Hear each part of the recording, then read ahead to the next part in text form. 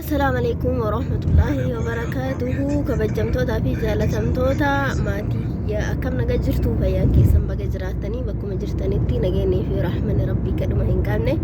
eegleen saa balali'ee akkasumas lakkeen qaxxaamura isin adakam siniin jecha akkasumas jirtu bakka jiraattan Oromoo koo siniin jecha warri YouTube kanaaf haarawaa taatan share like subscribe godhuudhaan maatii keenya ta'uu hin dagatinaa siniin jecha akkam jirtu bakka jiraattani akkasumas jechuudha har'a mootuu obboleeyyuu teennaa tashamarranii tabiyya addunyaa kana irra facaatee jiraattuu fi dhaamsikiyya dhaamsi suni maali yoo jettanii akkuma beekamu samoona kana viidiyoo muraasawii waraabeeti TikTok irratti gadhiise viidiyoo kana irratti dhugaa waan qalbii namaa cabsaa jechuudha rakkinna ijoolleen teenya biyya namaa kana keessa jirtu rabbiitu gocha ala ilmi namaa kanuuf hin beenne argachuu jira jechuudha hundi isaanii jechuudha kanaaf jecha rabbiin obboleeyyuu tiyate shamarranii rabbi rakkoo kana keessaa isin haa baasu kaalidha samaata namni kamiyyuu biyya ofiitii gaafa bahuu jijjiiree galaa hojjedhee galaa jedhanii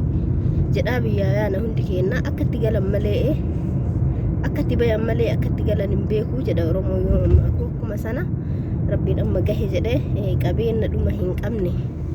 kadhuma hin qabne kan mana hin jenne biyya teenya Oromiyaatti nutti kenne nagahaan alaalii keenyatti nu haa galchu maali jennaan biyya namaa kana keessa waa baay'eetu jira qormaata hedduutu jira nuti garuu qormaata kana hunda dandeenye biyya namaa kana keessa teenne jechuudha ajaja xiqqaa dhageenne ajaja guddaadhaa dhageenne wanti nuti hin taane tokkos hin jiru jechuudha dhugatti maali jennaani nama ufii gubatetu gubata namaas beekaa jetti Oromooni